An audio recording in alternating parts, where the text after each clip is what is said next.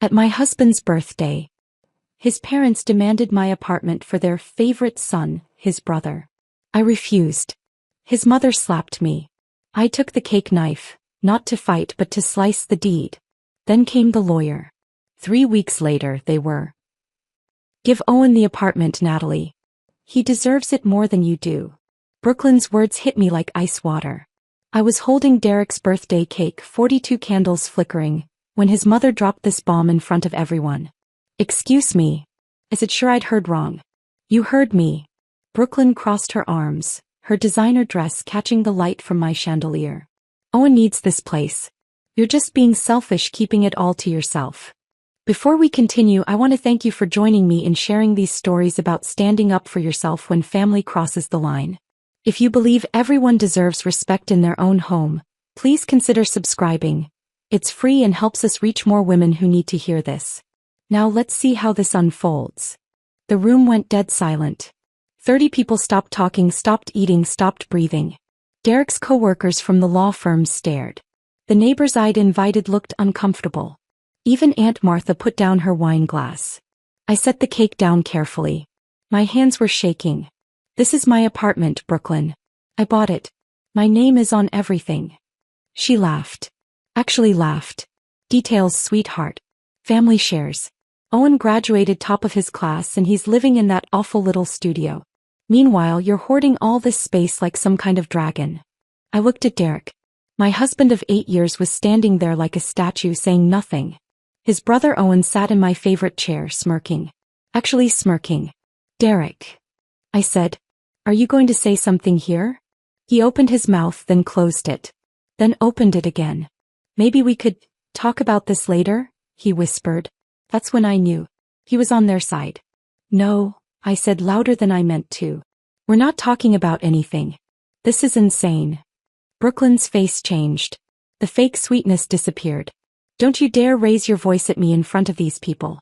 I've been nothing but kind to you for 8 years, even though you never deserved my son. The least you can do is help his family when we need it. Help. I couldn't believe this was happening. You want me to give away my home? Owen worked hard for everything he has. You just married well. Her voice was getting louder too. Some of us earn what we get instead of landing a rich husband. The room was so quiet I could hear my heartbeat. Rich husband. Derek made good money, but I'd bought this apartment before I even met him. With my grandmother's money. Money I'd saved and invested for years. I bought this place myself, I said. Before Derek. With my own money. Oh please. Brooklyn waved her hand like she was swatting a fly. We all know the real story. That's when something snapped inside me. 8 years of this woman treating me like dirt. 8 years of comments about my cooking, my clothes, my job, my family. 8 years of Derek standing there like a bump on a log while his mother destroyed me piece by piece. Get out, I said. Brooklyn blinked. What did you say? I said get out of my apartment. How dare you? Get out. I was screaming now. Everyone jumped. Someone's drink hit the floor. Derek stepped forward with his hands up like I was a wild animal. Natalie, calm down. Calm down. Your mother just demanded my apartment for your brother and you want me to calm down. Brooklyn's face went bright red. She marched over to me, her heels clicking on my hardwood floors. You ungrateful little. Slap. Her hand cracked across my face so hard I saw stars. The sound echoed through my living room like a gunshot. Someone gasped. I think it might have been me. For a second nobody moved. Nobody breathed. The candles on Derek's cake kept flickering like nothing had happened. My cheek burned. I could taste blood where I'd bitten my tongue. Brooklyn stood there with her hand still raised, breathing hard. Derek looked like he'd seen a ghost. Owen was grinning. I reached for the cake knife. Everyone froze. Derek said my name like a prayer. Brooklyn took a step back. But I wasn't going to hurt anyone. I was done with hurting. I cut a perfect slice of chocolate cake and put it on a plate. Then another slice. The knife made soft whisking sounds through the frosting. Anyone want cake? I asked like nothing had happened. Nobody answered. I walked to my bedroom and came back with a manila folder. The deed to my apartment. I kept it in my desk drawer for emergencies. Never thought I'd need it for something like this. I spread the papers on the table next to the birthday cake. Official documents with my name printed in black ink. Natalie Chen. Not Natalie Morrison. My name. My apartment. My money. See this. I pointed at the deed. I bought this place 3 years before I met Derek. With money my grandmother left me. Money I saved working 2 jobs through college. Every single payment came from my bank account. I looked at Owen, who wasn't smirking anymore. You want my apartment? Buy your own. I grabbed my purse and keys. Everyone watched me like I was performing a magic trick. The party's over, I said, and walked out of my own home. The hallway was quiet after the chaos of my living room. I could hear muffled voices starting up behind my door, but I didn't care. My face still stung from Brooklyn's slap, but something else was happening inside me. For the first time in 8 years I felt free. I didn't know it yet, but that slap was going to change everything. Brooklyn thought she'd won something by putting me in my place. She had no idea what she'd just started. I sat in my car outside the apartment building for 20 minutes, watching people walk by on the sidewalk. Normal people going about their normal lives. None of them had just been slapped by their mother-in-law at their husband's birthday party. My phone buzzed. Derek, where are you? Everyone's asking. I turned it off. The thing is, I should have seen this coming years ago. Brooklyn had been training for tonight since the day Derek brought me home to meet his family. I was 26 then, fresh out of graduate school, proud of my new job at the marketing firm. I thought they'd be happy their son found someone who loved him. I was so wrong. She's pretty, Brooklyn had said that first dinner, looking me up and down like I was livestock. Asian girls are always so neat. Neat. Like I was a filing cabinet. Derek had squeezed my hand under the table and whispered, "She likes you," when Brooklyn went to get dessert. Even then he was hearing what he wanted to hear. That first year was brutal. Brooklyn would call Derek every single day, sometimes twice. If I answered the phone, she'd ask to speak to her son, like I was the housekeeper. When we'd visit for Sunday dinners, she'd set the table for 4 people. Like I didn't exist. "Oh, I forgot," she'd say, scrambling to get another plate. "How silly of me. Forgot." Right. Owen was 22 then, fresh out of college and golden in ways I could never be. Brooklyn would spend entire dinners talking about his grades, his job interviews, his girlfriend of the month.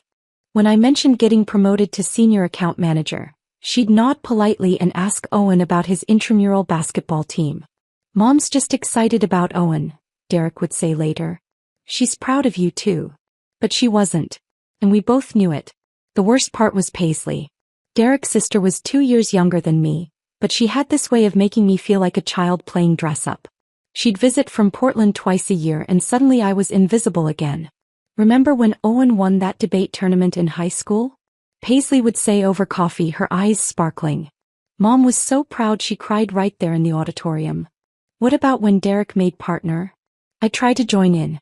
"That was amazing too." "Oh yes," Paisley would agree, but her smile would fade just a little. "Derek's always been so steady." Steady. Code for boring compared to Owen.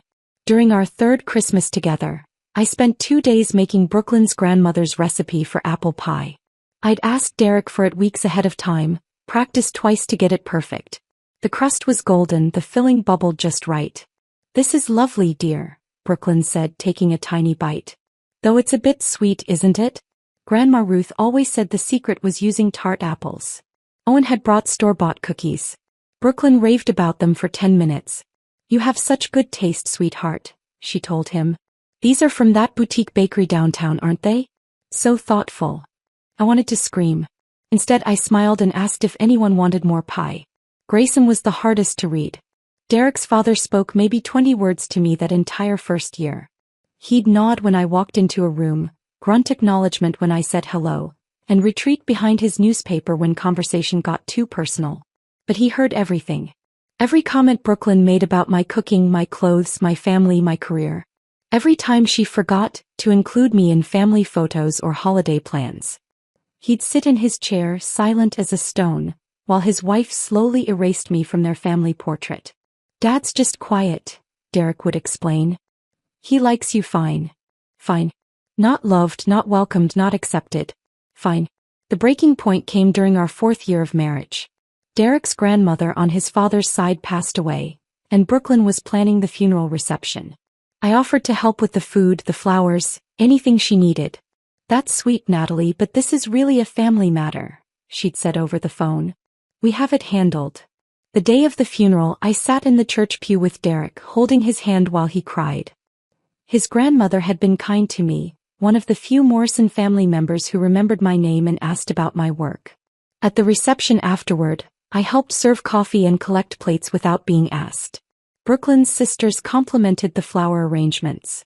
Brooklyn did such a beautiful job, one of them said. Everything's perfect.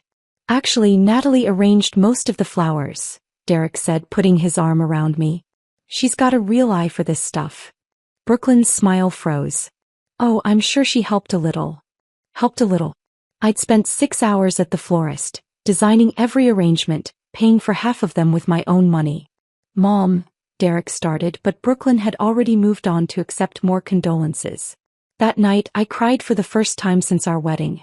Not because Brooklyn had taken credit for my work, but because Derek had let her. She's grieving, he said when I tried to explain how hurt I was. Mom doesn't mean anything by it. She meant everything by it. Every slight, every dismissal, every moment of making me feel like I didn't belong. It was all intentional. Owen graduated law school that spring. Brooklyn threw him a party at the country club, invited 60 people, hired a photographer. When Derek made senior partner 6 months later, she suggested we all go out to dinner. Just the 5 of us. To a chain restaurant. We don't need to make a big fuss, she said. Derek knows we're proud. But Owen's law school graduation photos still hang in their living room. Derek's partnership certificate is stuck to their refrigerator with a magnet. Years passed like this. Me trying harder, them caring less. I learned to cook Brooklyn's favorite recipes, only to be told they weren't quite right. I bought thoughtful Christmas gifts and watched Owen get twice as many presents. I planned Derek's birthday parties and listened to Brooklyn critique everything from the decorations to the guest list. Next year maybe we should do something smaller, she'd always say afterward. More intimate. Just family. Just family. Never including me. By year 7 I'd stopped trying so hard. I'd show up, smile, participate when spoken to, and leave as soon as politely possible. Derek noticed but didn't understand. You seem distant with my family lately, he said one night after another painful Sunday dinner. Distant. Like it was my fault. I'm tired, Derek, I told him. And I was. Tired of fighting for scraps of acceptance from people who'd decided 8 years ago that I wasn't good enough for their precious son. Tonight finally the mask had come off. Brooklyn's slap wasn't just about the apartment. It was 8 years of resentment, 8 years of me not knowing my place, 8 years of her waiting for the perfect moment to put me back where I belonged. Nowhere. But she'd made one mistake. She'd done it in front of witnesses in my own home over something that was legally, indisputably mine. For the first time in 8 years I held all the cards. I found out Owen had moved in from Mrs. Chin, the elderly woman who ran the corner market below my building. I'd been staying at my friend Sarah's place for 3 days when I stopped by to grab coffee and newspapers for job hunting. Your husband's brother, he movin' already, Mrs. Chin said in her broken English, shaking her head. Very fast. Boxes everywhere yesterday. My stomach dropped. 3 days.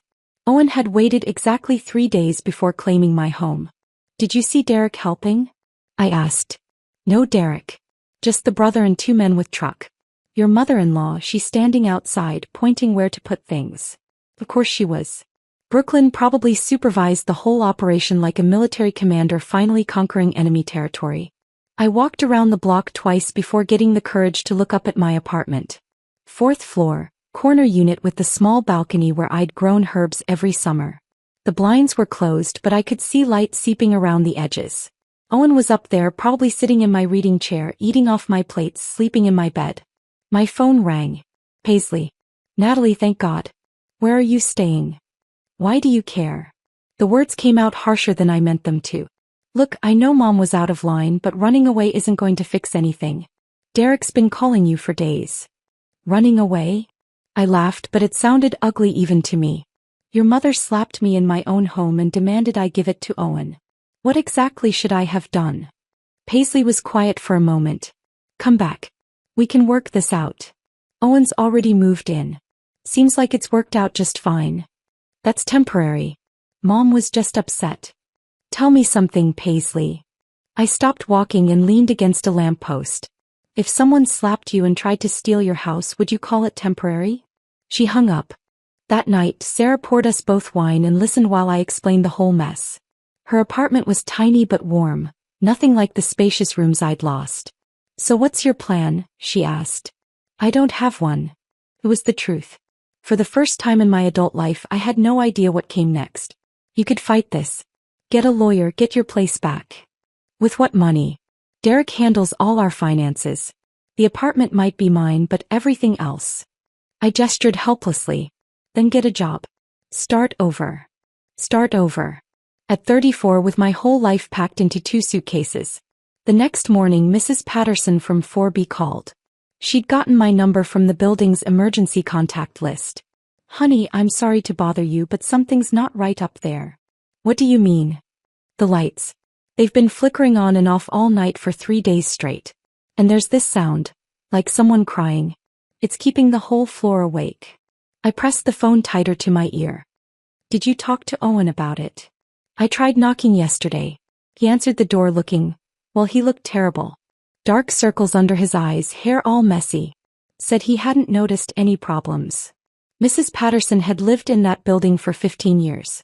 She noticed everything from packages left too long in the lobby to suspicious visitors. She said something was wrong, something was wrong. Maybe it's just electrical issues, I said, though my chest felt tight. Maybe. But honey, there's something else. Mr. Rodriguez from 4A saw him talking to himself in the hallway at 2 in the morning. Full conversations like someone was answering back. That evening I couldn't help myself. I drove by the building just as the sun was setting. The street lights were coming on and most windows glowed with warm yellow light. Families making dinner, watching TV, living their normal lives. My apartment was dark except for one room. The living room, where a single lamp cast shadows against the closed blinds. As I watched, the light flickered. Off on like Morse code. Then I saw movement in the window. A silhouette, but something was wrong with the shape. Too small to be Owen, too slight. The figure moved closer to the glass and for just a moment I could have sworn it was looking right at me. My hands started shaking. I drove away fast. Derek called the next day. His voice sounded strained, tired. We need to talk. About what? Your brother stealing my apartment or your mother assaulting me? Owen's having some problems. Adjusting to the new place. What kind of problems? Derek was quiet for so long I thought he'd hung up. Finally, he called in sick to work Monday. Then Tuesday. Then he just stopped calling altogether. His boss contacted Mom yesterday. So he's having trouble getting to work. That's not my problem. Natalie, he hasn't left the apartment in over a week. Mom brought him groceries yesterday and she said he looked like he hadn't slept in days. He kept asking her if she heard voices in the walls. The wine from Sarah's turned to acid in my stomach. Voices. He's probably just stressed. New place, new routine. But Mom thinks. She thinks maybe you did something to the apartment before you left. I almost laughed. Like what? Booby traps. I don't know. She's convinced you sabotaged something to get back at us. Tell your mother I'm not that creative. But even as I said it, something cold crawled up my spine. Mrs. Patterson's call, the flickering lights, the figure in the window. Look, just come home. We can figure this out. That's not my home anymore. You made that very clear. After I hung up, I sat in Sarah's kitchen staring at my reflection in the dark window. My grandmother used to tell me stories about houses that remembered things. Happy memories made houses warm and welcoming. Bad memories made them restless. I'd been happy in that apartment for 8 years. It was my sanctuary, my safe place, the one spot in the world where I belonged completely. Until Brooklyn's slap changed everything. Maybe houses really did remember. My phone buzzed with a text from an unknown number. When I opened it, my blood went cold. It was a photo of my apartment's living room, taken from inside. Everything looked normal except for the mirror above my couch. In the reflection, clear as day, was a woman with long black hair standing behind whoever took the picture. A woman who looked exactly like me. But I was sitting in Sarah's kitchen 15 miles away. I stared at that photo for hours, zooming in until the pixels blurred together. The woman in the mirror had my exact haircut, my exact build, even the way I tilted my head when I was thinking. But her eyes looked different. Sadder. Angrier. I called the number back. It rang once before Owen's voice answered, but something was wrong with it. Softer. Higher pitched. Hello, Natalie speaking. My blood turned to ice. Owen. Who's Owen? The voice was definitely coming from Owen's phone, but it sounded exactly like me. This is Natalie. I'm home now. The line went dead. I didn't sleep that night. Every time I closed my eyes, I saw that reflection, heard my own voice coming from someone else's mouth. Sarah found me at her kitchen table the next morning, still in yesterday's clothes, surrounded by empty coffee cups. You look awful, she said gently. Owen's wearing my clothes. Sarah sat down across from me. What? Mrs. Patterson called an hour ago. She saw him in the hallway wearing my blue scarf. The one with the silver threads that I forgot when I left. Then yesterday Mrs. Rodriguez saw him by the mailboxes wearing my burgundy dress. The one I wore to his law school graduation. That's... Sarah struggled for words. That's really weird, Nat. It gets worse. Mrs. Patterson says when she asked if he was okay, he answered in my voice. Not imitating me. Actually sounding like me. Sarah poured herself coffee with shaky hands. Maybe he's having some kind of breakdown? That's what Brooklyn thinks. Derek called again last night. She wants to have Owen committed for psychiatric evaluation. But I knew it wasn't mental illness. Something else was happening in that apartment. Something I should have recognized years ago. The building had been constructed in 1987, right on the spot where my grandmother's house used to stand. I only learned this by accident during the closing process, when the real estate agent mentioned the lot's history. A small Victorian home had been torn down to make room for the modern complex. I'd never told Derek, but finding that apartment felt like fate. The moment I walked through the door, something settled inside me. A feeling of coming home that I'd never experienced anywhere else. My grandmother died when I was 12, but I remembered her stories about the old neighborhood. How the developers came through in the 80s, buying up houses for half their worth, pushing out families who'd lived there for generations. They offered me pennies, she used to say, her voice bitter with old anger. Told me I was lucky to get anything for that old dump. But that house had my husband's workshop in the basement, my children's height marks on the kitchen doorframe, 50 years of Christmas mornings and birthday parties. She'd fought them for 2 years before finally accepting their offer. The stress of the legal battles, the financial pressure, the constant harassment from lawyers and city planners had worn her down. She moved into a tiny apartment across town and died of a heart attack 6 months later. I was too young then to understand what that loss had done to her. But now, sitting in Sarah's kitchen, I wondered if some part of her had never left that lot. My phone buzzed. Another unknown number, another text. This time it was a photo of my bathroom mirror, fogged with steam like someone had just taken a hot shower. Written in the condensation in handwriting I recognized as my own were 2 words. Still here. I dropped the phone like it was on fire. What? Sarah grabbed it before I could stop her. Her face went pale. Natalie, who's sending these? I don't know. But that was a lie. Deep down, in a place I didn't want to acknowledge, I knew exactly who was sending them. Derek called that afternoon while I was pretending to job hunt online. Something's really wrong with Owen, he said without preamble. Mom went to check on him this morning and found him in your old bedroom, sitting at your vanity, brushing his hair with your brush. Maybe he's just missing female company, I said, though my mouth felt dry. Natalie, he was wearing your perfume. And when Mom asked what he was doing, he said, getting ready for work, just like always. In your exact voice. She recorded it on her phone. I've heard it 10 times and I swear it sounds exactly like you. I closed my laptop. Where's Owen now? Locked in the bathroom. He's been in there for 3 hours. Mom can hear water running, but when she knocks, you answer. Your voice answers. Saying things like, I'll be out in a minute, just doing my skincare routine. The skincare routine I'd done every night for 8 years. Green tea toner, vitamin C serum, moisturizer with SPF. Owen couldn't possibly know about that. Derek, this isn't normal. I know it's not normal. His voice cracked. That's why I'm calling you. Mom thinks you did something to him. Put some kind of curse on the apartment or something crazy like that. A curse. If only Brooklyn knew how close to the truth she was. I want to see him, I said suddenly. What? Oh, he can't come back here. Not after everything. He's wearing my clothes, using my voice, living in my home. I think I have a right to see what's happening. Derek was quiet for a long moment. Mom won't allow it. Then don't tell her. That evening, Derek met me in the parking garage beneath the building. He looked like he'd aged 5 years in 2 weeks. His usually perfect hair was messy, his clothes wrinkled. "This is insane," he said as we rode the elevator up. "If Mom finds out I brought you here." "How long has Owen been in the bathroom?" 6 hours now. The water's still running. We can hear him, or you, singing. Songs you used to sing in the shower. My throat tightened. What songs? That one from the musical. The one about defying gravity. Wicked. I'd sung that song every morning for years, usually while washing my hair. Owen had never shown any interest in musicals. Derek's hands shook as he unlocked the apartment door. "He doesn't know you're coming. I told him I was going out to get dinner." The apartment looked exactly the same but felt completely different. Colder. The air seemed thicker, charged with an energy that made my skin crawl. My furniture was still there, but Owen's belongings were scattered around like he'd been living there for months instead of weeks. Then I saw them. My scarves draped over the couch.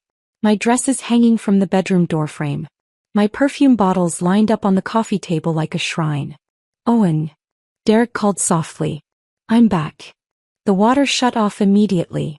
Footsteps crossed the bathroom floor and then my own voice answered. "Perfect timing, honey. I just finished my face mask." Derek's eyes met mine. The terror in them was unmistakable. The bathroom door opened and Owen stepped out wearing my silk robe, his face smooth and glowing like he'd actually used my skincare products. When he saw me, he didn't look surprised. He smiled with my smile and said in my voice, "Welcome home, Natalie. I've been waiting for you." Derek grabbed my arm as Owen glided toward us in my silk robe, his movements unnaturally graceful. Everything about his posture had changed. The way he held his shoulders, the tilt of his head, even how he walked. It was like watching myself in a funhouse mirror. "Owen, what are you doing?" Derek's voice cracked. "Owen." He laughed, and it was my laugh, down to the little snort I made when something was really funny. "There's no Owen here anymore. Just me." I stepped backward, my heart hammering. This isn't possible. Isn't it? He moved to the kitchen and started making tea, moving around the space like he'd lived there for years. My favorite mug, my special honey, even the way I stirred counterclockwise 3 times. "I've been waiting so long to come home." Derek looked between us, his face white as paper. "Natalie, what's happening here?" I couldn't answer because I was watching Owen, or whoever this was, perform my exact evening routine. He pulled my reading glasses from the drawer where I'd always kept them, settled into my chair with my book and crossed his legs the precise way I always did. "Derek, honey, could you turn on some music?" he said without looking up. "You know how I like Billie Holiday while I read." Derek didn't move. He was staring at Owen like he'd seen a ghost. Maybe he had. My phone rang. "Brooklyn." "Don't answer it," Owen said pleasantly, still reading my book. "She's been calling all day, poor thing. So worried about her precious son." But Derek was already picking up. "Mom." Brooklyn's voice was so loud I could hear every word. "Derek, thank God. I've been trying to reach you for hours. Something terrible has happened with Owen. We're at the apartment now, Mom. He seems different." "Different?" "Derek, he spent the morning baking in the kitchen. I came by to check on him and found him pulling a cake out of the oven, humming that song Natalie always hummed. When I asked what he was doing, he said, making Grandma's spice cake for Sunday dinner, just like always." I felt the blood drain from my face. My grandmother's spice cake recipe. I'd never written it down, never shared it with anyone. It was something she taught me by feel, by watching, by standing next to her in her tiny kitchen when I was 8 years old. "The recipe died with her," I whispered. Owen looked up from my book and smiled. "Nothing really dies, sweetheart. It just finds new places to live."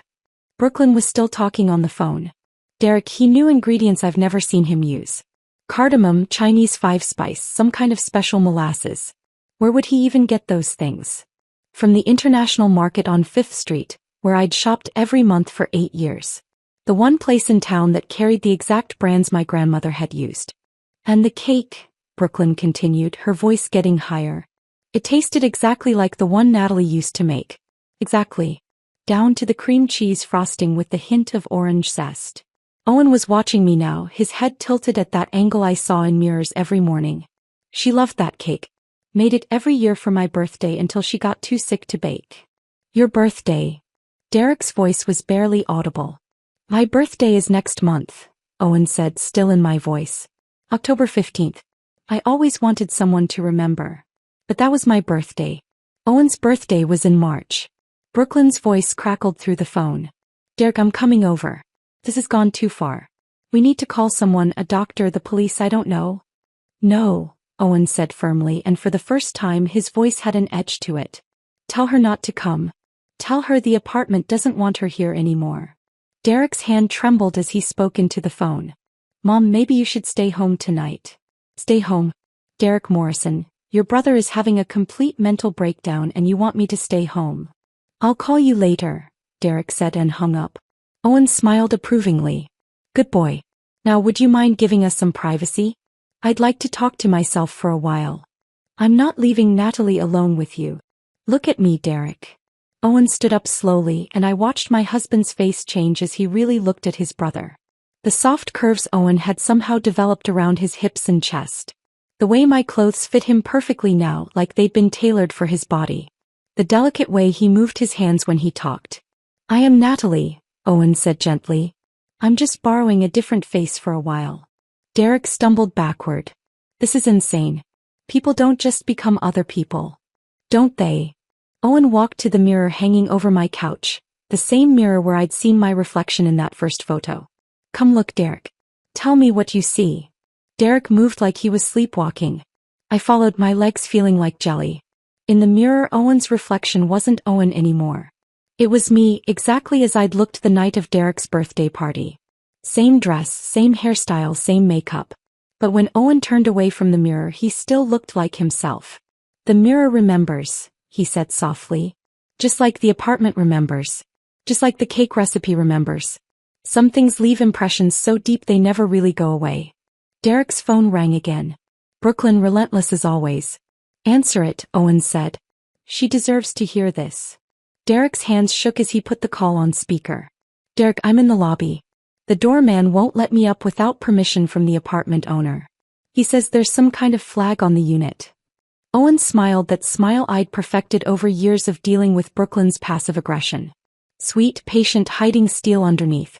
Tell her I said she's not welcome here anymore, he said in my voice. Tell her this apartment belongs to Natalie Chin, and Natalie Chin decides who gets to visit. I can't tell her that. Why not? It's true. Owen moved to the window and looked down at the street. Oh, I can see her down there. In her blue coat, pacing back and forth like a caged animal. Poor Brooklyn. Always so used to getting her way. Brooklyn's voice rose through the phone. Derek, what's taking so long? Just tell the doorman to let me up. Owen picked up the phone. When he spoke, his voice was mine, but with an authority I'd never managed with Brooklyn. Hello, Brooklyn. This is Natalie. You're not welcome in my home anymore. Please leave. The silence on the other end stretched for 10 seconds. Then 20. Finally, Brooklyn whispered, Natalie? Yes. How are you doing this? Owen looked at me and for just a moment I saw something else behind his eyes. Something ancient and patient and very, very tired of being pushed around. I'm not doing anything, Brooklyn. I'm just finally home. Brooklyn hung up without another word. The silence in my apartment felt heavy, like the air before a thunderstorm. Derek stood frozen by the window, staring down at the street where his mother was probably still pacing. She's leaving, Owen said, still in my voice. Finally learning when she's not wanted. I watched Derek's face crumble. 8 years of marriage and I'd never seen him look so lost. I need to go, I said quietly. Owen turned to me with those familiar eyes. You don't have to leave. This is your home too. No, I said and meant it. It's not anymore. It's yours now. Derek grabbed my hand. Natalie, please. We can fix this. We can get Owen help, get him back to normal. Normal. I pulled my hand away gently. Derek, when was I ever normal to your family? When did any of you ever want the real me? Owen moved to my old bookshelf and pulled out a photo album I'd forgotten about. Pictures of Derek and me from our early dating days, our wedding holidays with friends.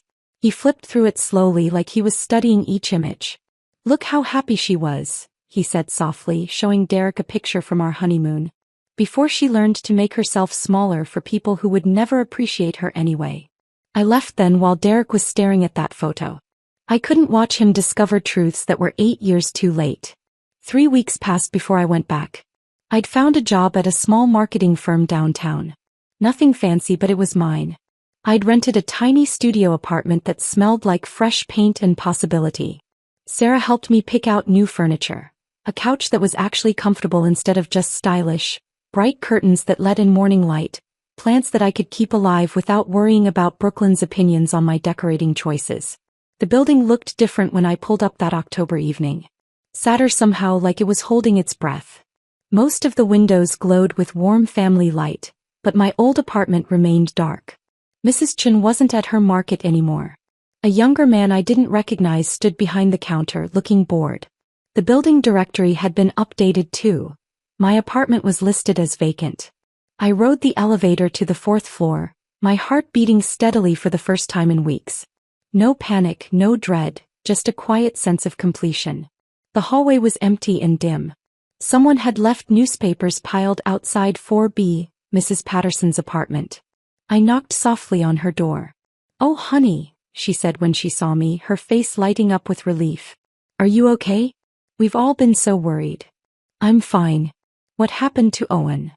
Her expression grew troubled. "They took him away last week. Brooklyn and some men in white coats. He didn't fight them, just smiled and waved goodbye like he was going on vacation. And Derek moved out the day after. Haven't seen him since." She hesitated. "Honey, that boy. Those last few days he looked just like you. I mean exactly like you. It was the strangest thing I've ever seen." I nodded. "Mrs. Patterson, if anyone asks, I was never here tonight, okay?" "Of course, dear. But be careful. That apartment, something's not right about it anymore." I stood outside my old door for a long time listening. No sounds from inside, no flickering lights under the doorframe. Just silence and the faint smell of lilies. I'd brought flowers. White lilies from the same shop where my grandmother used to buy them every Sunday. They were her favorite because they meant rebirth, she told me once. New beginnings from old endings. I left them outside the door with a small note tucked between the stems.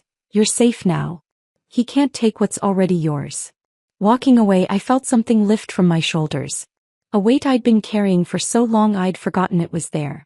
That night, in my new apartment with its bright curtains and comfortable couch, I slept 10 hours without waking once. No dreams about Brooklyn's slap or Owen's smile or Derek's silence. Just peaceful, dreamless sleep. 6 months later, Sarah called with news. "Your old building's been in the paper," she said. "Apparently they can't keep tenants in your apartment. 5 different people have moved in and out in the past half year." "What happened to them?" "Same thing every time. They last about 3 weeks, then leave in the middle of the night. No explanation, won't talk to reporters. The building management is calling it a maintenance issue, but the neighbors are saying it's haunted." I smiled, stirring honey into my morning tea. "Maybe it is. Aren't you curious? Don't you want to know what's happening up there?" "Not really." And I meant it. Whatever was happening in that apartment wasn't my business anymore. I'd made my peace with it. Brooklyn tried calling once about a year later. I let it go to voicemail. "Natalie, this is Brooklyn. I know we had our differences, but I need to ask you something. He's not getting better. The doctors don't understand what's wrong with him. He keeps asking for you. Says you're the only one who can help him remember who he is." I deleted the message without listening to the rest. Owen had gotten what he'd always wanted. My life, my home, my place in that family. The fact that it came with consequences he hadn't expected wasn't my problem to solve. Derek filed for divorce 6 months after that. I signed the papers without contest and mailed them back the same day. Sometimes I drive by the old building, usually on Sundays when I'm running errands nearby. The apartment stays empty now. There's a "for rent" sign that never comes down, faded and curling at the edges. Once, about 2 years after everything happened, I thought I saw movement in the window. A figure standing at the glass, brushing long dark hair. When I looked again, the window was empty, but I could have sworn I saw someone smile. The last time I spoke to Mrs. Patterson, she mentioned that Owen had been transferred to a long-term care facility upstate. "Poor boy," she said, shaking her head. Brooklyn visits him every week, but he doesn't recognize her anymore. Just sits by the window humming songs and talking to himself in that voice that sounds just like yours. I didn't tell her that wasn't Owen anymore. Some truths are too complicated for Sunday afternoon conversations. Instead, I wished her well and drove home to my bright little apartment, where the coffee was always perfect and no one expected me to be anyone but myself. That was enough. It was more than enough. It was everything. If this story of supernatural justice had you on the edge of your seat, hit that like button right now. My favorite part was when Owen answered the phone in Natalie's exact voice, completely freaking out Brooklyn. What was your favorite moment? Drop it in the comments below. Don't miss more thrilling stories like this. Subscribe and hit that notification bell so you never miss an upload. My name is Ashley Wilson, and at 29, I watched my family transform my wedding day into a nightmare of manipulation and betrayal. What my parents and sister didn't know was that my grandfather Mason had anticipated their schemes. While they were busy sabotaging my special day with Ryan, they had no idea that the real will was safely hidden, waiting to be revealed. As we escaped to our Maldives honeymoon, I held the ultimate truth that would change everything. Before I share how justice was finally served, I'd love to know where you're watching from today. Hit that like button, subscribe to my channel, and let me know in the comments if you've ever had to stand up to toxic family members. Trust me, what happened next will shock you. Growing up as the granddaughter of Mason Wilson meant two different worlds colliding in my life. On one side was my grandfather, kind, principled, and genuinely wealthy not just in money, but in wisdom. On the other side were my parents, James and Karen Wilson, along with my sister Natalie, who seemed to value only the status and luxury that came with the Wilson name. From an early age, I noticed the distinction in values. While my parents hosted extravagant parties at their suburban mansion and my sister paraded designer clothes through high school hallways, my grandfather lived in a modest home on a beautiful lake property. Despite owning several successful businesses and having considerable investments, Mason preferred simplicity and authenticity. Money is just a tool, Ash, he would tell me during our fishing trips at the lake. It's what you build with it that matters. Those weekends at the lake house became my sanctuary, the place where I learned to value substance over appearance. By the time I finished law school and began my career as an environmental lawyer at 25, the divide between my philosophy and my family's had grown into a chasm. My parents considered my career choice wasteful of my education. You could be making 3 times more in corporate law, my father would argue during holiday dinners. The Wilson name should be on downtown buildings, not protest signs. My mother would add her disapproving glance. Darling, no one important will take you seriously when you're dressed in those practical clothes. Natalie, 2 years younger, but somehow always positioned as the sensible daughter, had followed my father into investment banking. At least one of us understands the importance of appearance, she would say while showing off her latest luxury purchase. Grandfather Mason, however, couldn't have been prouder of my choices. You're fighting for something bigger than yourself, he'd say during our weekly phone calls. That's the true Wilson legacy I want to leave behind. When I met Ryan Mitchell at a hospital fundraiser 3 years ago, the divide grew even wider. Ryan, a 35-year-old pediatric surgeon, had grown up in a blue-collar family, worked his way through medical school on scholarships, and chosen pediatrics because kids deserve champions, even if it pays less than other specialties. His warm brown eyes, genuine laugh, and unwavering moral compass drew me in immediately. My family's reaction to Ryan was predictably shallow. A surgeon is acceptable, I suppose, my mother had said after our first dinner together. But a pediatric surgeon? That's hardly the most profitable specialty. My father was more direct. He drives a Honda, Ashley. A 5-year-old Honda. What will people think? Natalie didn't even attempt diplomacy. He's cute enough, but you could do so much better in our circles. Bradford Taylor has been asking about you, and his family owns half of downtown. But Grandfather Mason saw in Ryan what I did.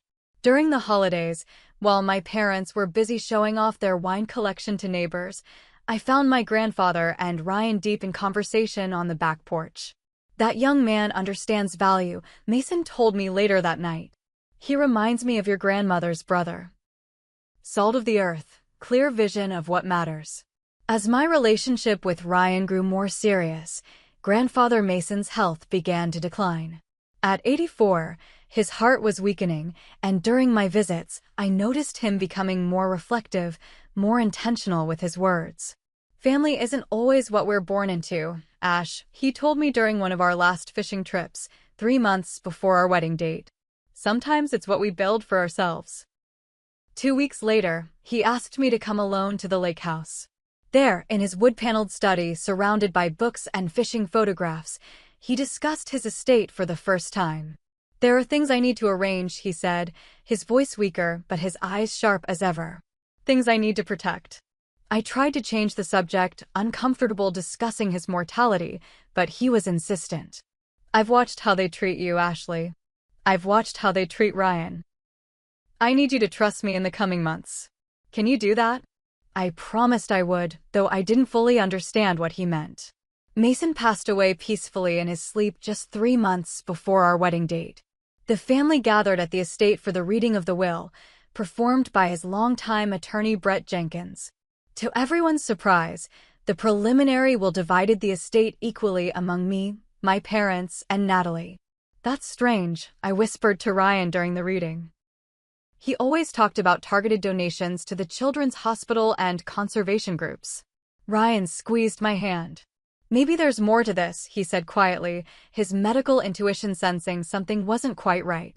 What we didn't realize then was how dramatically my family's behavior would change after that reading, and how it would culminate in the destruction of what should have been the happiest day of our lives.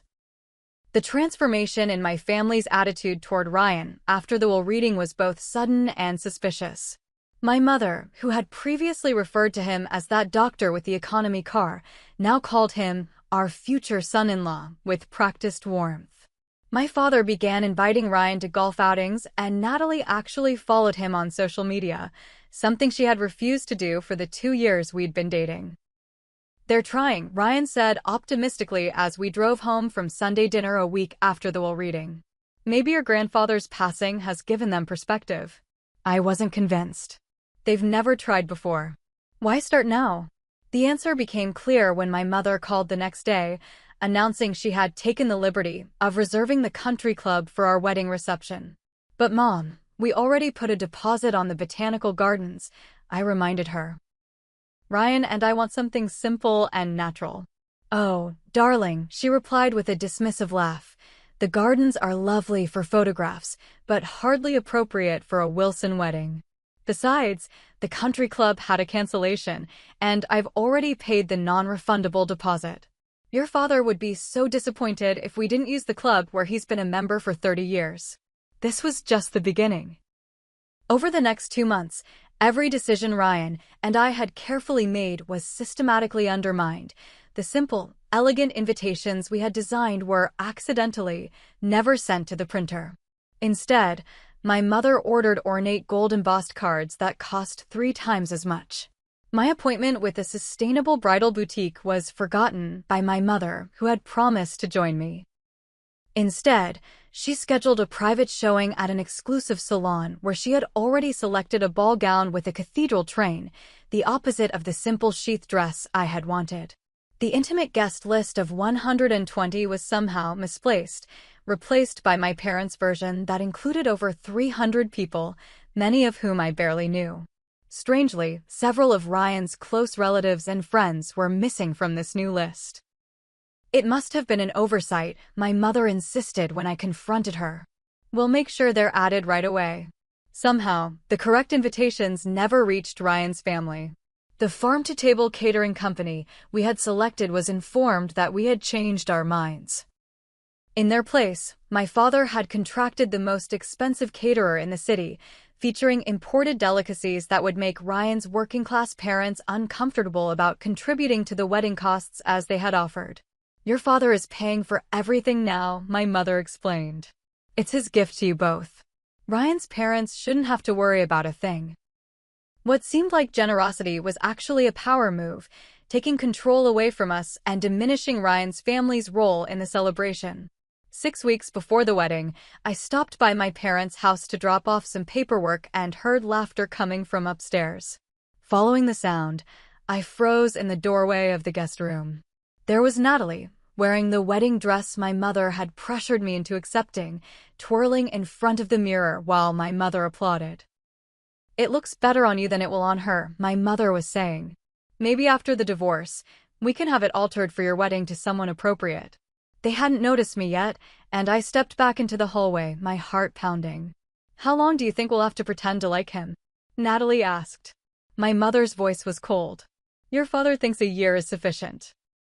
Enough time for Ashley to come to her senses or for us to convince her that a man from his background will never truly fit into our world." "Did you see his mother's shoes at the engagement dinner?" Natalie laughed. "From a department store, I'm certain." I slipped out of the house, called Ryan in tears, and met him at our apartment. As I recounted what I'd overheard, his face grew serious. "I've been noticing things too," he admitted. "Your father took me to lunch last week and spent the entire time talking about prenuptial agreements and how they can be contested." It felt like a warning. That night, as we talked through everything that had happened since Mason's death, a disturbing pattern emerged. My family wasn't just taking over our wedding, they were actively working to sabotage our relationship. "Something doesn't add up about your grandfather's will either," Ryan pointed out. He was specific about his wishes when we spoke. He told me he had made provisions for the children's hospital expansion. "You're right," I realized. And he mentioned conservation trusts for the lake property. None of that was in the will Brett read. Despite our growing suspicions, we were weeks away from the wedding with deposits paid and arrangements finalized. Ryan, ever the voice of reason, suggested we proceed with the ceremony, but remain vigilant. "If they're playing a long game, we need to be strategic too," he said, holding me close. "Let's document everything. Your grandfather trusted you for a reason, Ash. Maybe we need to trust his plan, whatever it was." Little did we know just how ugly things would get before the truth would finally emerge. The morning of our wedding arrived with picture-perfect weather and an increasing sense of dread in my stomach. I had barely slept, haunted by dreams of my grandfather trying to tell me something I couldn't quite hear. My mother and Natalie arrived at the bridal suite in the country club at 9 a.m., bringing with them a hairstylist and makeup artist I had never met. "But I already booked Shannon," I protested, referring to the bohemian-style artist whose natural approach I had loved during my trial session. "She called with a family emergency," my mother said dismissively. Luckily, Genevieve was available. "She does all the society brides." 2 hours later, I barely recognized myself in the mirror. My hair had been pulled into a severe updo that made my neck ache, and my makeup was so heavy I felt like I was wearing a mask. "It's perfect for photographs," my mother insisted when she saw my dismay. "Trust me, darling, I know what works for the Wilson face shape." As the bridesmaids, mostly Natalie's friends whom she had insisted I include, arrived for champagne, I retreated to the bathroom with my phone to text Ryan. His response was immediate and steadying. "No matter what they do, by sunset you'll be my wife. That's all that matters. I love you." With renewed determination, I emerged from the bathroom to find Natalie rummaging through my wedding folder. "What are you doing?" I asked, noticing my carefully written vows were missing. "Just making sure everything's in order," she replied with a smile that didn't reach her eyes. "Oh, and I've been meaning to give you this. I found it in one of boxes from grandfather's study that Dad brought home." She handed me a small velvet pouch. Inside was my grandmother's sapphire pendant. Something I had mentioned wanting to wear as my something blue. "That's surprisingly thoughtful," I said cautiously. Natalie's smile widened. "Well, it is your wedding day. Even I can be nice once a year." The ceremony was scheduled for 4 p.m. At 3, as I was being squeezed into the massive ball gown my mother had selected, my father knocked on the door of the bridal suite. "Princess, I have a wonderful surprise," he announced, looking unusually pleased with himself. "We're going to announce it during the reception, but I wanted you to hear it first. Your mother and I are selling the lake house." My heart sank. Grandfather's lake house? But that property has been in the family for generations. It's where he taught me to fish, where we had all our special talks. It's just a house, Ashley, my father said firmly. The developer is offering well above market value, and they're going to build luxury condos. It's what your grandfather would have wanted. Maximizing the investment. It was so blatantly false that I couldn't even form a response.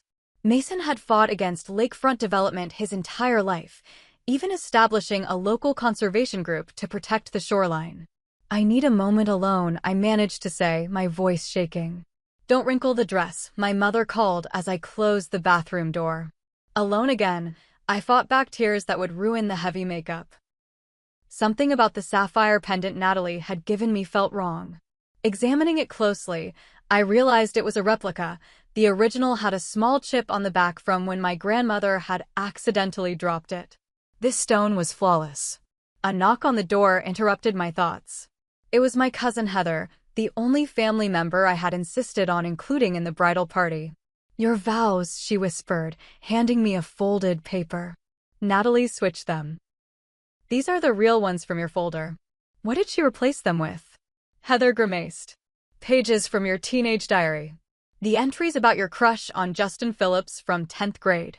Before I could process this latest sabotage, it was time to line up for the ceremony. As I took my father's arm for the walk down the aisle, he leaned in and whispered, "Try to look happier. We have important clients watching." The ceremony itself was a blur. I focused entirely on Ryan's face. His steady gaze cutting through the chaos, his gentle hands as we exchanged rings, his unwavering voice as he promised to stand by me through whatever came our way. If he was bothered by the ostentatious surroundings or the hundreds of strangers watching us, he never showed it. It was during the reception that things truly fell apart. I noticed immediately that Ryan's parents, his brother, and his closest friends had been seated at tables in the far corner, behind a column that partially obscured their view. My family and their social circle occupied the premium tables near the dance floor. The first sign of trouble came during the appetizer course, when I overheard a waiter tell Ryan's mother that the special meal she had requested due to her dietary restrictions was unavailable. But we confirmed it 3 times, she said, looking embarrassed as those around her were served. The waiter shrugged. The order was changed yesterday. I can bring you a side salad. Then came the speeches. As maid of honor, Natalie took the microphone with a predatory smile. For those who don't know me, I'm the sister who got the style jeans, she began, earning uncomfortable laughter. Ashley and I have always been different. While I was winning beauty pageants, she was saving worms from puddles. While I was dating the quarterback, she was organizing petitions for the school cafeteria to use less plastic. What followed was 10 minutes of thinly veiled insults disguised as sisterly teasing, including several embarrassing childhood stories I had specifically asked her not to mention. And now she's landed a doctor, Natalie concluded with a wink. Not a plastic surgeon or a specialist with private patients, but still, at least he's a doctor. To Ashley and Ryan, may your love of economy cars and secondhand furniture bring you happiness in your cozy little future. As she sat down to scattered applause, my father stood up, already slightly drunk from the premium scotch he'd been drinking since before the ceremony. When my Ashley told us she was dating a doctor, I had high hopes, he began, not bothering with any warm introduction. I pictured summer homes and charity galas. Then we met Ryan, and well, he chuckled, raising his glass, at least he's a doctor. I felt Ryan stiffen beside me as my father continued.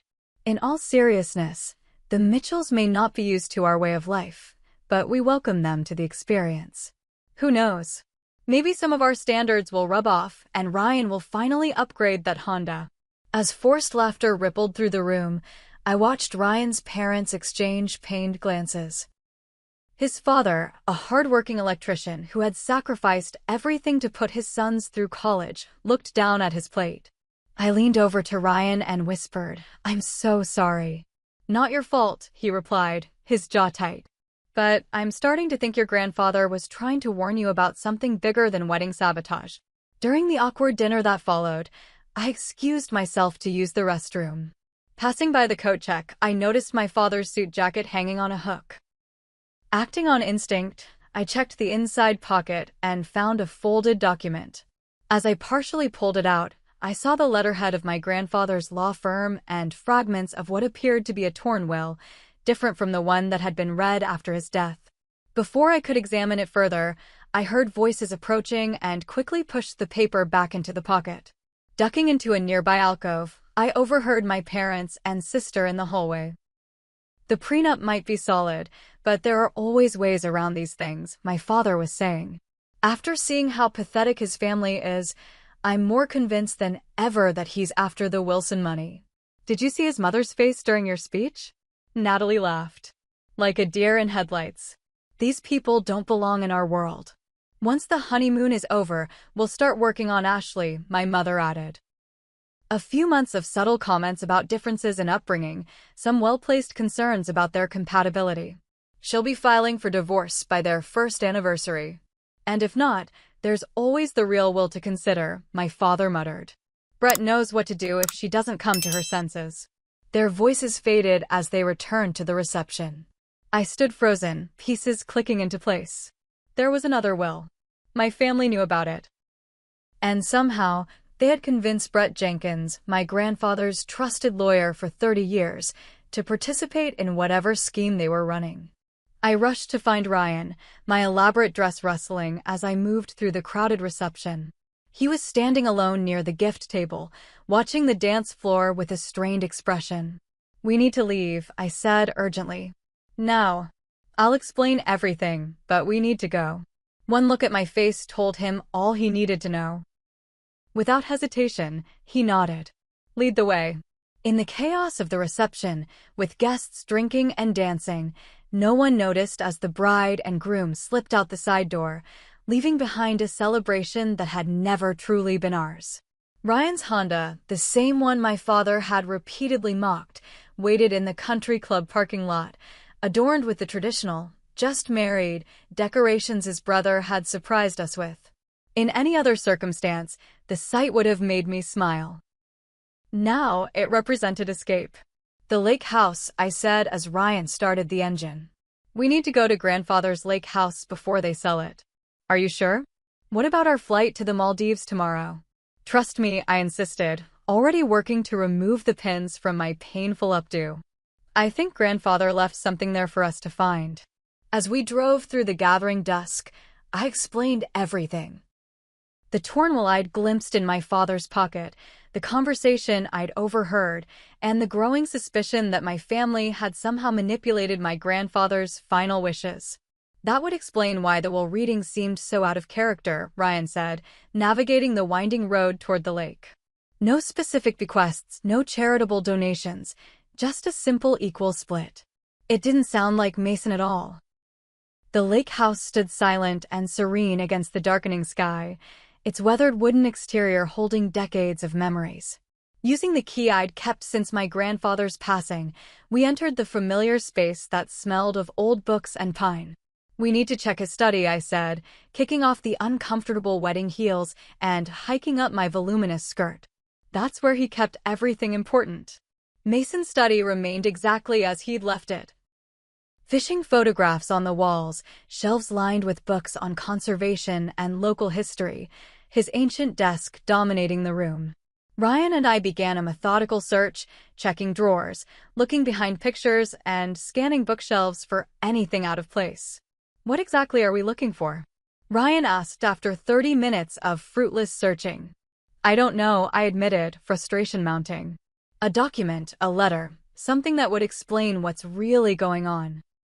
I sank into my grandfather's leather chair, the absurdity of the situation hitting me, still in my wedding dress, husband of less than 6 hours, searching for hidden secrets instead of celebrating our marriage. He would have put it somewhere I would think to look, I reasoned aloud. Somewhere that had meaning to us. My eyes fell on the fishing photograph above the fireplace, Mason and me, holding up a trophy-sized bass from the summer I turned 16. It had been a particularly significant catch because I had insisted on using my own hand-tied fly against his gentle advice to use a lure for that specific spot on the lake. Sometimes you have to trust your own instincts, even when more experienced people tell you otherwise, he had said when my unconventional approach proved successful. That's the mark of true wisdom, Ash. I stood and walked to the photograph, lifting it carefully from the wall. Behind it was a small wall safe I had never seen before. Ryan, I called, my heart racing. I need a combination. Ryan joined me, examining the simple dial mechanism. Any ideas? I thought for a moment, then tried my birth date. Nothing. My grandmother's birth date. Still nothing. What about the date you caught that fish? Ryan suggested, pointing to the photograph. I smiled at his perception. June 16th, the year I turned 16. I dialed June 16th, 16, and the safe clicked open. Inside was a sealed envelope, a flash drive, and a legal document bearing the heading Last Will and Testament of Mason James Wilson. With trembling hands, I removed all 3 items and placed them on the desk. You should read the letter first, Ryan suggested, pulling up a chair beside me. The envelope was addressed simply to Ashley in my grandfather's distinctive handwriting. Breaking the seal, I began to read aloud. My dearest Ashley, if you're reading this, then you've likely discovered that things aren't as they seemed at the official reading of my will. I apologize for the deception, but after a lifetime of observing your parents' and sister's behavior, I knew I needed to take precautions. The document you found in the safe is my true will. The version Brett Jenkins read to the family was part of a test, one that, sadly, I predicted your family would fail. Brett has instructions to reveal the truth 1 month after your wedding, unless you contact him sooner using the phrase "the base flies in June." I wanted to see how your family would behave when they believed they would receive equal shares of my estate. Would they finally accept Ryan? Would they respect your wedding wishes? Would they show the character I've spent decades hoping they might develop? I suspect, since you're reading this before your honeymoon, that they've shown their true colors.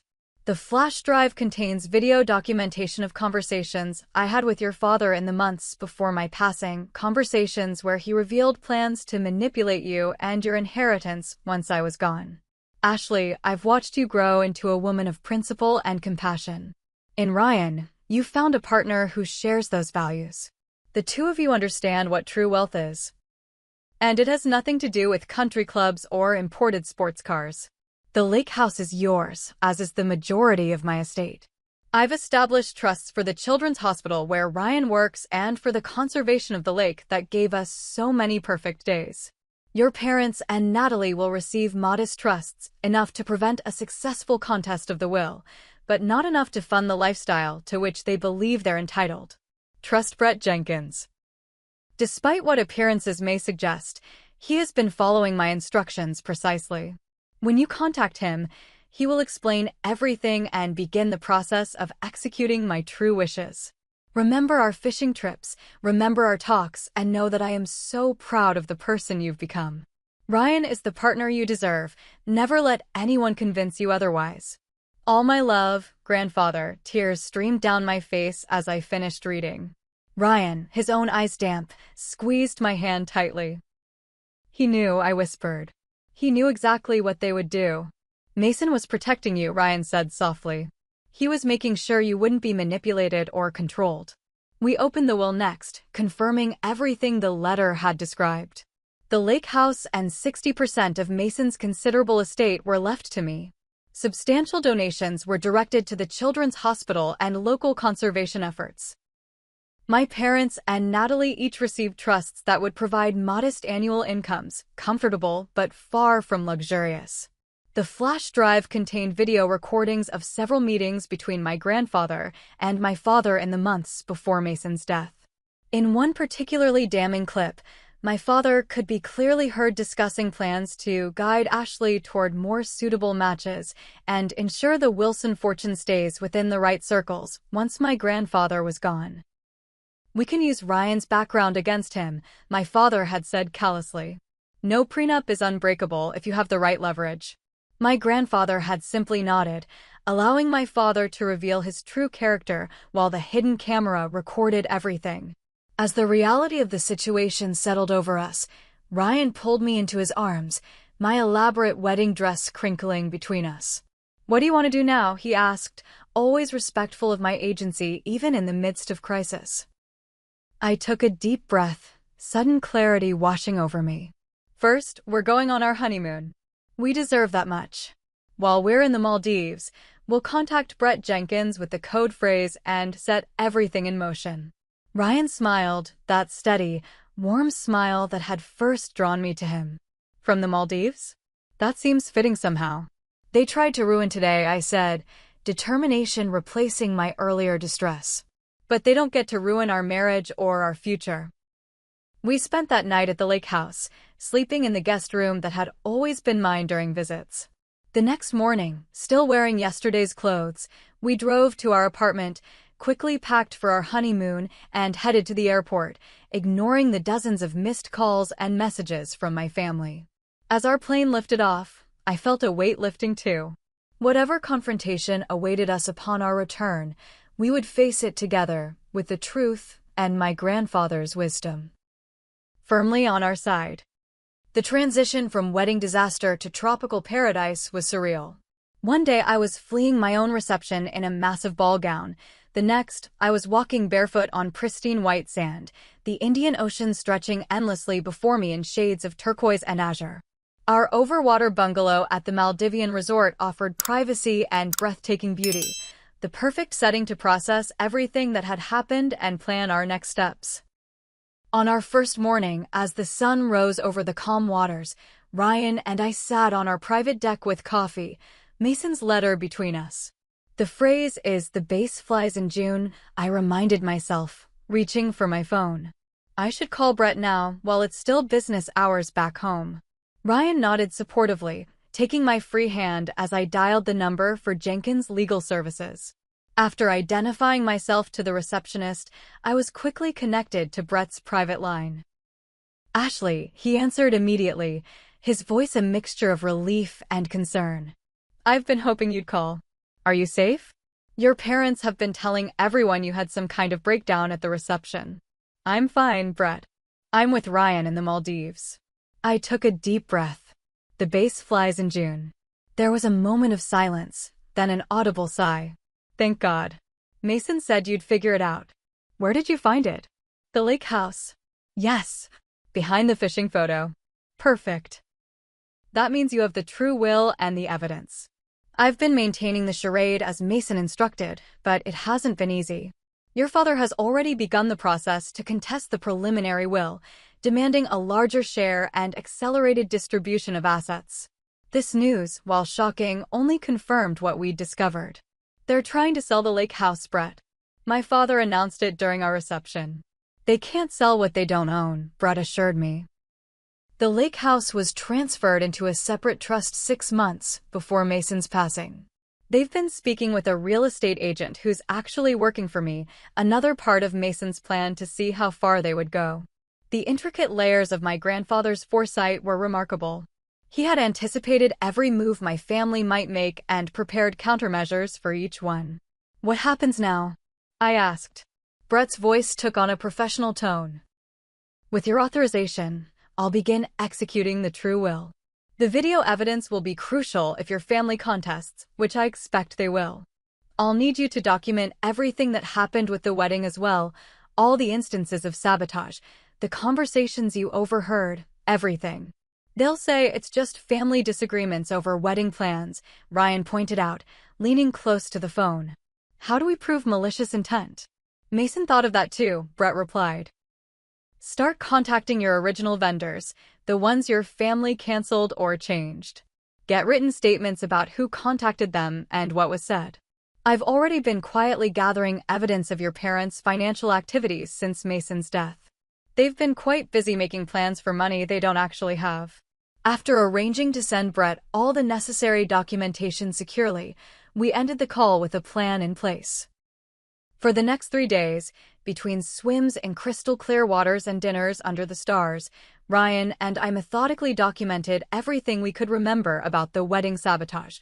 The wedding planner we had initially hired before my mother took over confirmed via email that she had received a call from Karen Wilson claiming I had changed my mind about the entire aesthetic and would no longer require her services. The Botanical Garden venue manager forwarded an email from my father canceling our reservation, citing the bride's dissatisfaction with the accommodations. The farm-to-table caterer sent a copy of the cancellation form signed by my mother using my name. Each piece of evidence painted a clearer picture of deliberate interference and deception. But it wasn't until the 4th day of our honeymoon that we discovered just how far my family's betrayal had gone. "Ashley, you need to see this." Ryan called from the bungalow while I was reading on the deck. His tone made me rush inside immediately. On his laptop screen was an email from his brother Mike with an attachment, a social media post from Natalie. It showed a clearly photoshopped image of me crying hysterically at the reception, with the caption, "When the stress of marrying down finally hits. Prayers for my sister as she gets the help she needs." #mental health awareness, #family first. Accompanying the screenshot was a message from Mike. "This is all over their social circles. Your in-laws are telling everyone you had a nervous breakdown and Ryan took advantage by rushing you away from people who could help. They've been to your apartment building twice, trying to convince the manager to let them in for a wellness check." My hands trembled as I scrolled through more screenshots. My mother had posted a somber request for privacy during this difficult family time. My father had given a quote to the local society page claiming I had been under tremendous pressure and that they were working with medical professionals to ensure my well-being. "They're trying to build a case that I'm mentally unstable," I realized, ice forming in my stomach. "If they can convince people I'm not competent to make my own decisions, they could challenge your inheritance on grounds of mental capacity," Ryan finished, his medical background making the strategy instantly clear to him. "It's despicable but clever." I called Brett immediately, forwarding all the screenshots as we spoke. "I was just about to contact you," he said grimly. "They've escalated faster than even Mason anticipated. Your father came to my office yesterday with a psychiatric consultant, discussing options for an evaluation when you return." "Can they force that?" I asked, panic rising. "No," Brett assured me. "You're a competent adult with no history of mental illness. But they're building a narrative, and if they can get enough people to express concerns about your behavior, they could make things very difficult," Ryan concluded. Brett cleared his throat. "There's more. They've hired a private investigator to look into Ryan's background. Your father specifically asked him to focus on financial irregularities and prior relationships." Ryan's jaw tightened, but he remained calm. "I have nothing to hide, but the invasion of privacy is unacceptable." "I agree," Brett said. "Which is why I think we need to accelerate our timeline. I've prepared all the necessary documentation to execute Mason's true will. With your permission, I'd like to move forward immediately rather than waiting for your return." We agreed without hesitation. Before ending the call, Brett added one final piece of advice: document everything. Keep a journal of all communications from your family. Record phone calls if legally permitted. The more evidence we have of their behavior, the stronger our position will be. That night, as if on cue, the calls began. First my mother, her voice tearful and concerned. "Darling, we're so worried. Whatever you think we did, we can work through it as a family. Please come home and let us help you." Then my father, authoritative and commanding, "This childish behavior ends now, Ashley. You're a Wilson, and Wilsons don't air family disagreements in public. Return home immediately or there will be consequences." Finally Natalie, her message dripping with false sympathy. "Sis, everyone understands the pressure got to you. No one's judging. Just ditch the doctor and come home. Daddy's already talking to divorce attorneys who can keep this all quiet." I recorded each call, maintaining calm, non-committal responses that revealed nothing of our plans. After the third call, Ryan suggested we extend our stay in the Maldives for a few extra days, giving Brett more time to execute the will and prepare for the inevitable confrontation. "The resort has availability," he noted, "and we're safer here, away from their influence and potential manipulations." I agreed, grateful once again for his steady presence and clear thinking. We contacted the airline to change our return flight and settled in for an extended stay in paradise, the one now tinged with strategic planning and legal preparations. Over the next 4 days, Brett worked tirelessly back home, sending daily encrypted updates on his progress. The true will had been officially filed with the probate court. The preliminary will had been withdrawn with a formal explanation of its purpose as a test of character. The video evidence had been secured with multiple authenticated copies. Meanwhile, my family grew increasingly desperate in their communications. "We've spoken with Dr. Lewis about residential treatment options," my mother texted. "Very discreet, very comfortable. We can handle all the arrangements." Ryan's background check raised several concerns, my father claimed in a voicemail, not specifying any actual findings. "We're only trying to protect you from a serious mistake. Your mental health exemption for the prenup is already being prepared," Natalie wrote, revealing their assumption that they could invalidate my marriage contract. No one will ever know. Each message, each call, each text became another piece of evidence documenting their true intentions. What they didn't realize was that while they were building a false narrative about my mental state, they were simultaneously creating a perfect record of their own manipulation and deception. On our final night in the Maldives, Ryan and I sat on our deck under a canopy of stars, the gentle sound of waves providing a peaceful backdrop to our conversation. "Are you ready for what comes next?" Ryan asked, his fingers intertwined with mine. I considered the question carefully. I'm sad that it has to be this way. They're still my family, despite everything. But I'm ready for the truth to come out. I'm ready to honor grandfather's wishes and start our life together without their interference. Ryan nodded thoughtfully. Your grandfather saw this coming long before we did. He tried to give them chances to change, to see beyond money and status. And they failed every test, I concluded. Now they have to face the consequences. As the tropical night enveloped us in its warm embrace, I felt a strange mixture of grief and determination. The family I had grown up with had revealed themselves to be people I couldn't trust or respect. Yet, through that painful revelation, my bond with Ryan had only strengthened, and my connection to my grandfather's legacy had deepened. Tomorrow we fly home, I said, resting my head on Ryan's shoulder. And we end this on our terms. On Mason's terms, Ryan corrected gently. He's still looking out for you, even now. The thought brought tears to my eyes. Not of sadness, but of gratitude for the true family bonds that transcended even death. Whatever confrontation awaited us back home, we would face it with the strength of those bonds guiding us forward. Our return flight landed on a crisp autumn afternoon, the seasonal change during our extended honeymoon mirroring the transformation in our own lives. Brett Jenkins was waiting at the arrival gate, his familiar figure a welcome sight amid the uncertainty of what lay ahead. Welcome home, he greeted us warmly, helping with our luggage. Everything is in place for tomorrow's meeting. Your family believes it's about accelerating the distribution of assets from the preliminary will. They have no idea what's actually coming. The three of us drove directly to Brett's office, where we spent hours reviewing documents, practicing responses to potential arguments, and finalizing our strategy. Brett had reserved a conference room at his firm for the family meeting, selecting a neutral territory where we would have home field advantage. Get some rest tonight, he advised as we concluded our preparations. Tomorrow will be emotionally challenging, but legally we're on solid ground. Ryan and I checked into a hotel rather than returning to our apartment, uncertain whether my family might be monitoring our home. That night, despite the comfortable surroundings, sleep came fitfully as my mind rehearsed various scenarios for the confrontation ahead. Morning arrived with a clarity that comes from absolute certainty, as I dressed in a professional navy suit. Worlds away from the ornate wedding gown I'd last worn in my family's presence, I felt my grandfather's strength flowing through me. We arrived at Jenkins Legal Services 30 minutes before the scheduled meeting time.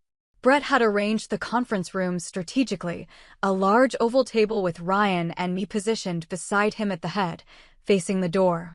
A projection screen was set up behind us, its contents hidden until the right moment. In an adjacent room, 2 court reporters and a videographer waited, ready to document everything. Your family just arrived in the lobby, Brett's assistant informed us at precisely 10 a.m. Shall I send them up? Brett nodded, his expression professional but determined. It's time. The door opened moments later, revealing my parents and sister, all impeccably dressed and wearing expressions of concerned superiority that faltered momentarily when they saw me sitting calmly beside Ryan. "Ashley," my mother rushed forward, arms outstretched. "We've been so worried. Please take your seats," Brett interrupted smoothly. "We have a great deal to discuss, and I've scheduled exactly 90 minutes for this meeting." My father's eyes narrowed suspiciously. "What is the meaning of this setup, Brett?" "I thought we were here to discuss accelerating the asset distribution." "In a manner of speaking, we are," Brett replied, gesturing again to the chairs across from us. "Please, sit down so we can begin." Once they were seated, looking increasingly wary, Brett opened a folder and removed a document. "Before we proceed, I need to inform you that this meeting is being recorded with video and stenography, as is standard for matters of significant estate execution." He gestured toward the discrete cameras in the corners of the room. "Do I have everyone's acknowledgement and consent to this recording?" My family exchanged glances before my father reluctantly agreed for all of them. I noted the momentary flash of worry in his eyes, the first crack in his confident facade. "Excellent," Brett continued. "Now, to business. I've called this meeting to execute the final will and testament of Mason James Wilson." "We've already done that," Natalie interjected impatiently. 3 months ago. That's why we're here, to speed up the distribution." Brett smiled thinly. "I'm afraid what we reviewed 3 months ago was not Mason's final will, but rather a preliminary document designed specifically as what Mr. Wilson called a test of character." He slid copies of the true will across the table. "This is Mason Wilson's actual final will and testament, properly executed and witnessed 6 months before his passing." My father snatched up the document, his face darkening as he scanned its contents. My mother peered over his shoulder, her perfectly maintained composure beginning to slip. Natalie grabbed her own copy, flipping pages frantically. "This is preposterous," my father finally sputtered. "This can't be legal. We'll contest it immediately." "You're welcome to try," Brett replied calmly, "but I should inform you that Mason anticipated that response. Perhaps this will clarify his intentions." He pressed a button on a remote control, and the projection screen behind us illuminated with my grandfather's face. The video began to play. James, Karen, Natalie, my grandfather's voice filled the room, strong despite his evident physical weakness. "If you're watching this, then you failed the test I set for you. The preliminary will you heard after my passing was designed to reveal your true characters. To see if the prospect of equal inheritance would finally inspire you to treat Ashley and her chosen partner with the respect they deserve." My father half rose from his seat, but Brett raised a hand, silencing him as the recording continued. "Ashley has demonstrated the values I tried to instill in all of you: integrity, compassion, and the understanding that true wealth isn't measured in dollars. Ryan Mitchell possesses those same qualities, which is why I welcomed him into our family when you would not." The recording continued, with my grandfather methodically outlining his observations of my family's materialistic values over the years, their dismissal of my choices, and their transparent attempts to control my life for their own benefit. "The true will you now hold reflects my actual wishes," he concluded. "Ashley will inherit the Lake House property and 60% of my estate. The Children's Hospital and Lake Conservation Trust will receive substantial donations. And you 3 will receive modest trusts that will provide comfort without excess, perhaps giving you the opportunity to develop the character you've thus far failed to demonstrate." As the video ended, silence filled the room. My mother was the first to recover, turning to me with tears that I couldn't determine were manipulative or genuine.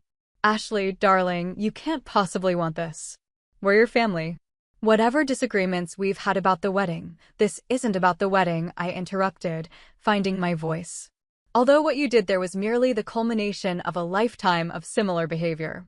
I opened a folder of my own, removing printed emails, text messages, and vendor statements. "You systematically sabotaged every aspect of our wedding day. You canceled our chosen venue. I placed the Botanical Gardens email on the table. You replaced our caterer." Another document joined the first. You deliberately excluded Ryan's family from meaningful participation. With each piece of evidence I presented, my family's expressions shifted from indignant denial to calculating assessment of their position. Typical bridezilla behavior, Natalie attempted, her tone dismissive. Every bride thinks her wedding was sabotaged by someone. Perhaps, Brett interjected, but not every bride has vendors willing to sign affidavits about who actually made the changes. He added a stack of notarized statements to the growing pile of evidence, or recordings of family members discussing their intentions. He played a brief audio clip, my mother and Natalie talking about the wedding dress, the conversation I had overheard at my parents' house. "You were spying on us?" My mother gasped, genuinely shocked. "No, I happened to overhear you plotting against me," I corrected. "There's a difference." My father, ever the strategist, changed tactics. This is all very dramatic, but ultimately irrelevant. Family disagreements about wedding plans don't invalidate Mason's original will. True, Brett acknowledged. But this might. He played another video clip, this one showing my father in my grandfather's study approximately 1 month before Mason's death. "Once you're gone, we'll need to guide Ashley toward more appropriate choices," my father was saying. "The Mitchell boy is a phase.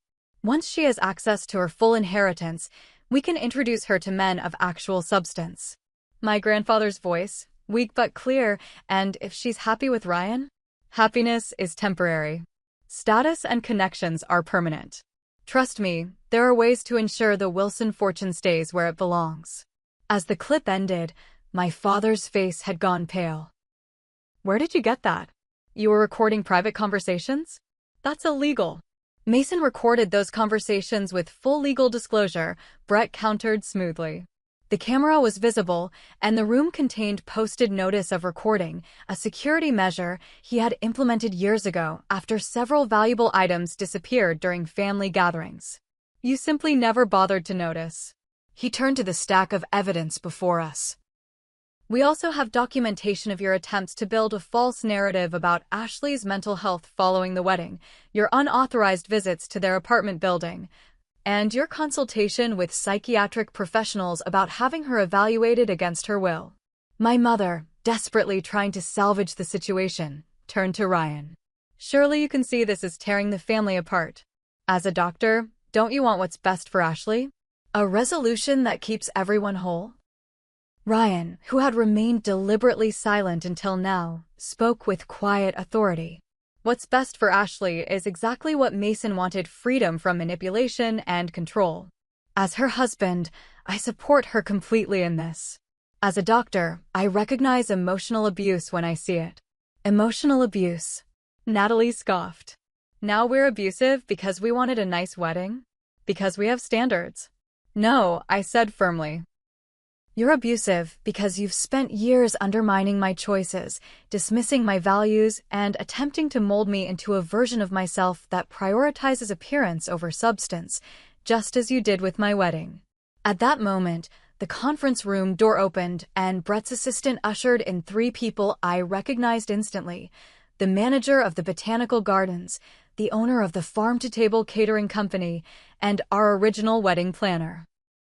"These individuals have provided written statements," Brett explained, "but they're also prepared to testify in person about the specific instructions they received from each of you.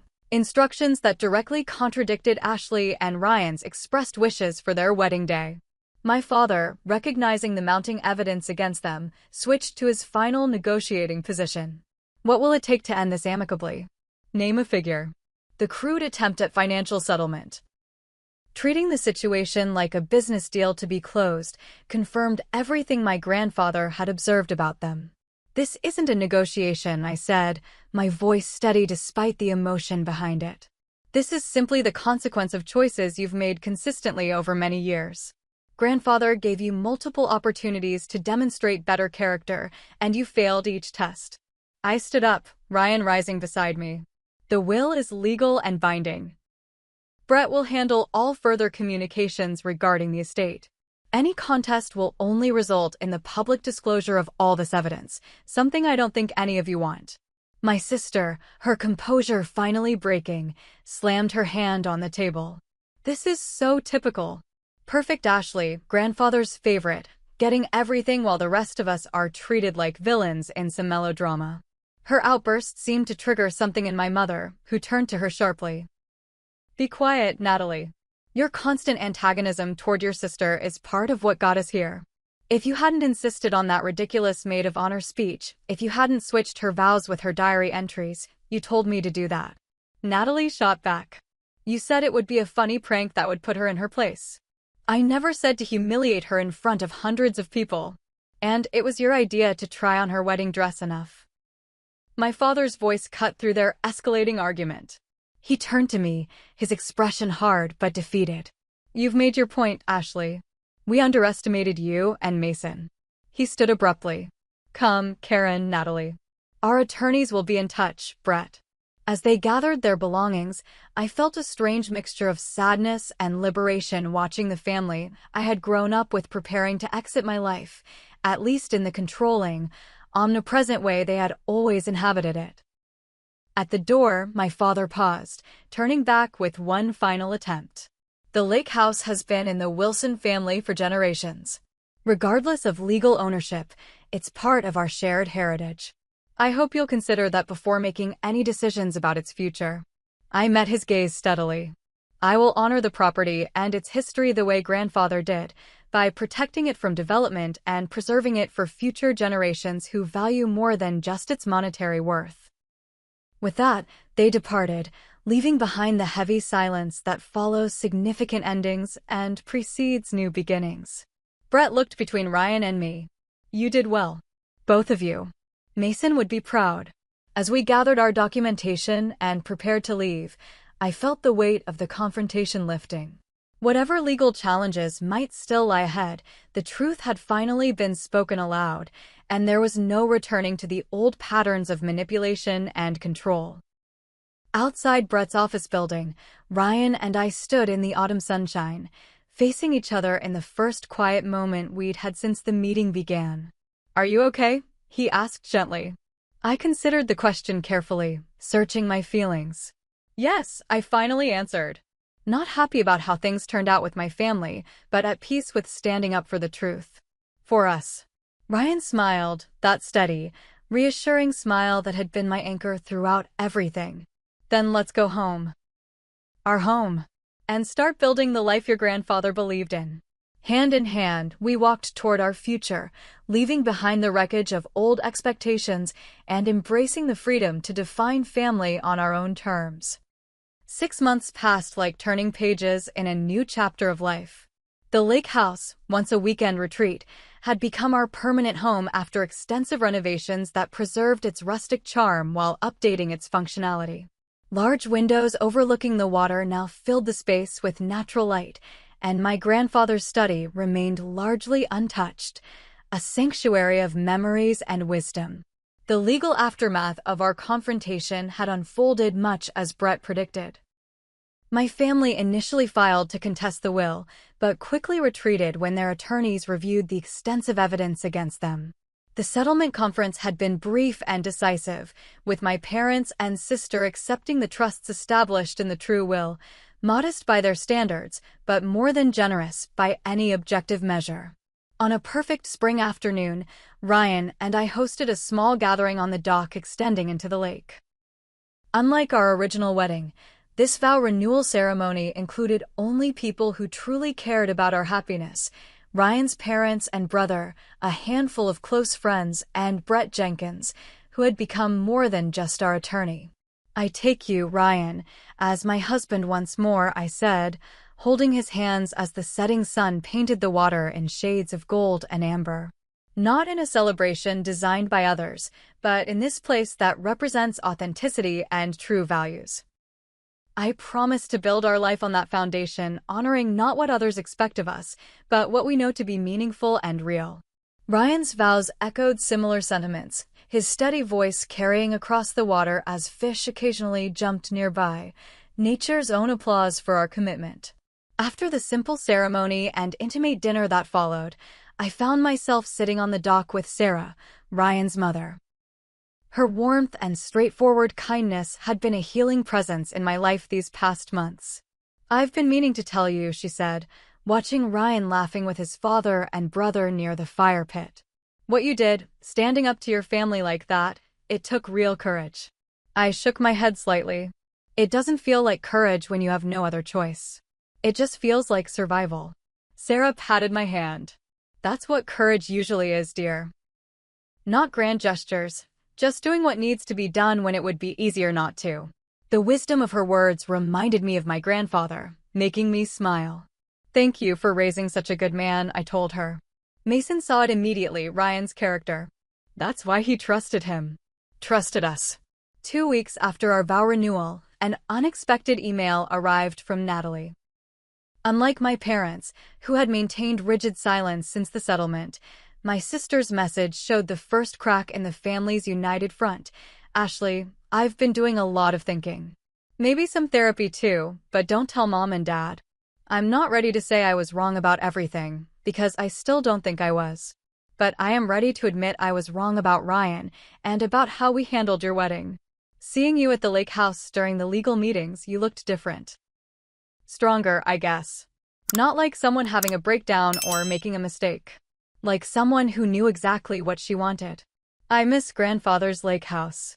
I miss the person I was when we were there as kids, before designer labels and country club memberships became my whole personality.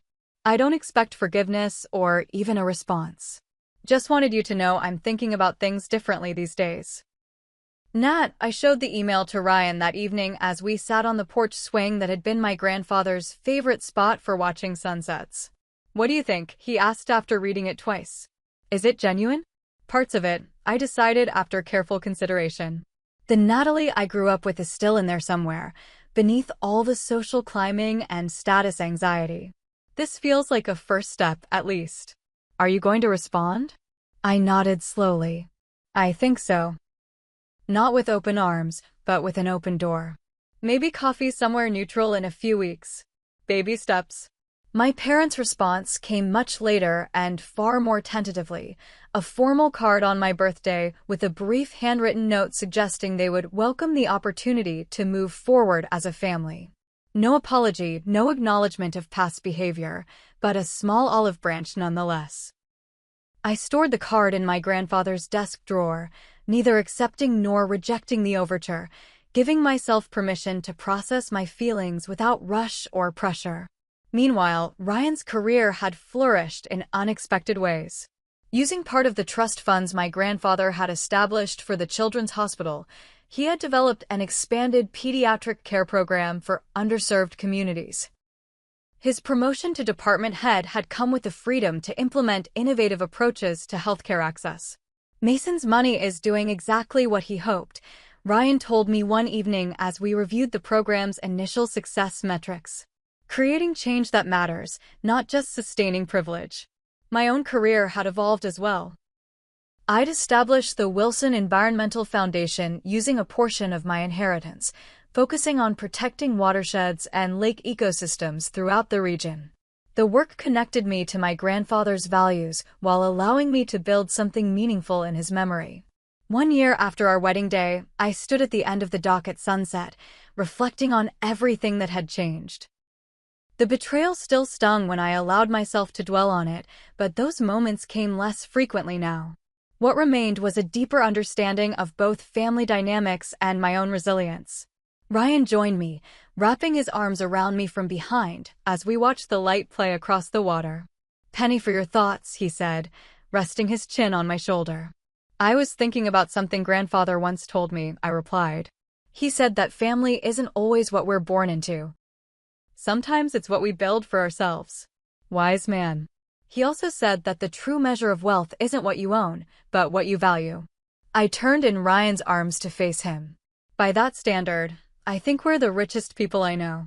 Ryan smiled, the same smile that had steadied me through every storm. Your grandfather saw in you what I see every day, someone who knows the difference between price and value.